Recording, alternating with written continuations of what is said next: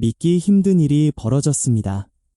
UFC 역사상 단 11명만이 이룬 위대한 업적, 두 체급 챔피언의 위협을 달성한 일리아 토프리아가 이제는 그 누구도 넘볼 수 없는 위치까지 올라섰습니다. 파운드 포 파운드 랭킹 1위. 그렇습니다. 하빕의 후계자 이슬람 마카체프를 제치고 UFC 최강자 자리에 오른 사나이. 그런데 이게 끝이 아닙니다. 이 변화로 인해 또 다른 스타들도 충격적인 순위 하락을 겪었습니다. UFC 317에서 찰스 올리베이라를 1라운드에 충격 KO시킨 후 일리아 토프리아는 라이트급 챔피언 벨트를 허리에 두르고 단숨에 UFC의 새로운 얼굴로 떠올랐습니다. 하지만 진짜 놀라운 건 그 다음입니다. UFC가 발표한 최신 파운드 포 파운드 랭킹에서 이슬람 마카체프가 2위로 밀려나고 머랍 드발리 11위까지 하락했습니다. 그 뒤에 숨겨진 비하인드와 더 큰 판의 움직임이 지금부터 펼쳐집니다. 혹시 지금처럼 충격받으셨다면 다음 폭탄 뉴스도 놓치지 않도록 채널 구독 꼭 부탁드립니다. 모든 것은 UFC 317 라스베이거스 티모벨 아레나의 한밤중 찰스 올리베이라와의 운명적인 대결에서 시작됐습니다. 많은 이들은 이 경기가 치열한 5라운드 전쟁이 될 거라 예측했지만 일리아 토프리아는 모두의 예상을 산산히 부쉈습니다. 시작 3분도 되지 않아 그는 강력한 라이트 훅으로 올리베이라를 매트 위에 눕혔고 심판은 즉시 경기를 중단시켰습니다. 그 순간 관중들은 숨을 멈췄고 해설진은 목이 터져라 외쳤습니다. We have a new king. 그날 이후 단지 새로운 라이트급 챔피언이 등장했다는 것만으로는 설명이 안 될 무언가가 시작되었습니다. 바로 UFC의 중심축이 흔들렸기 때문입니다. UFC는 이튿날 공식적으로 파운드 포 파운드 랭킹을 업데이트했는데 그 결과는 충격 그 자체였습니다. 토프리아가 1위, 이슬람 마카체프는 2위로 밀려났고 머랍 드발리 11위 역시 한 단계 떨어져 3위가 되었습니다.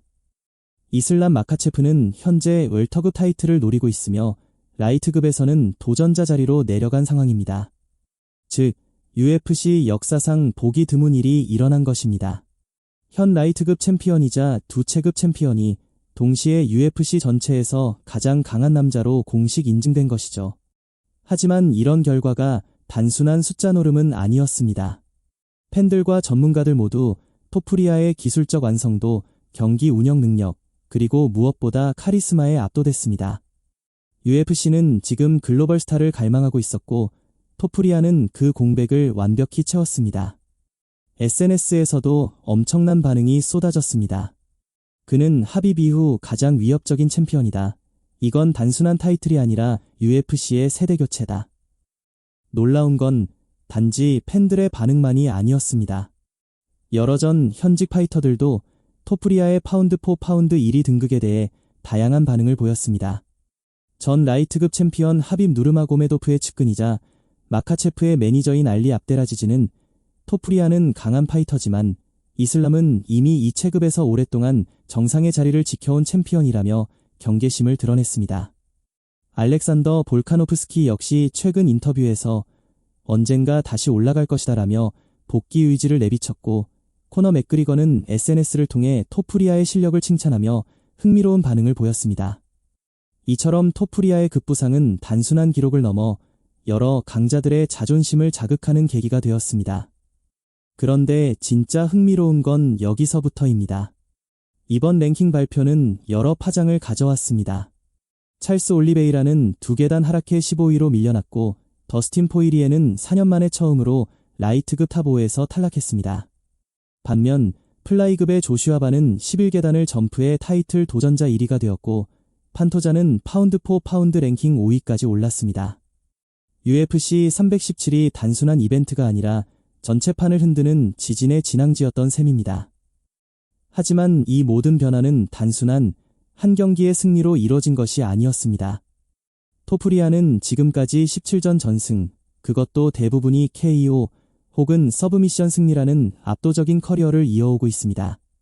그는 패더급을 지배한 후 누구도 넘보기 어려운 라이트급으로 체급을 올려 또다시 정상에 섰습니다. 그의 싸움 방식은 단순한 파워가 아닌 정밀한 타격과 브라질리언 주짓수까지 결합된 다면적 파이터라는 점에서 더욱 인상적입니다. 엘 마타도르라는 별명처럼 그는 경기장에서 상대를 사냥하듯 차분히 끝내는 능력을 가지고 있으며 그 압박감은 상대에게 공포로 다가옵니다. 이제 모두가 묻습니다. 엘 마타도르의 다음 상대는 누구일까? 현재 유력한 후보로는 아르만 사루키안, 저스틴 게이치, 그리고 패디 핀블렛이 언급되고 있습니다. 사루키안은 도전자 순위 2위지만 지난 경기에서의 퍼포먼스가 기대 이하였고 게이치는 매치업 스타일상 흥미롭지 않다는 평가가 많습니다. 그런데 갑자기 떠오른 이름 하나, 바로 패디 핀블렛.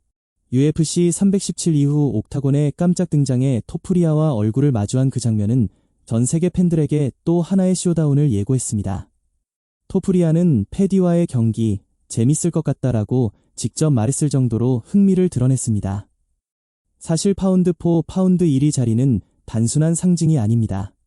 그것은 UFC에서 가장 무결점에 가까운 파이터에게 주어지는 휘장 같은 것입니다. 과거 이슬람 마카체프가 하빕의 유산을 이어받아 이 자리를 지켰던 이유도 여기에 있습니다. 하지만 토프리아는 자신만의 방식으로 그 자리를 빼앗았습니다. 둘을 비교하면 마카체프는 강력한 레슬링 베이스와 그라운드 압박이 특징인 반면 토프리아는 타격 중심의 전방위 공격성에 속도와 정확성이 결합되어 있습니다. 결국 스타일의 차이에서 오는 팬들의 호불호, 그리고 이 두 남자가 직접 옥타곤에서 만나야 진정한 판가름이 날 것이라는 기대감이 커지고 있는 것입니다. 하지만 많은 팬들이 진짜 원하는 건 따로 있습니다. 바로 이슬람 마카체프와의 진짜 왕좌 대결.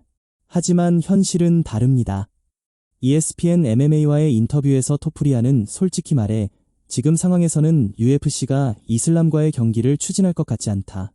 그 전화를 받으면 오히려 놀랄 것이라며 이슈를 진화시켰습니다. 마카체프는 웰터급 도전을 준비 중이며 데이나 화이트 또한 양 선수 모두 타이틀 방어를 한 번씩 마친 이후에야 슈퍼파이트를 논의하겠다는 입장입니다.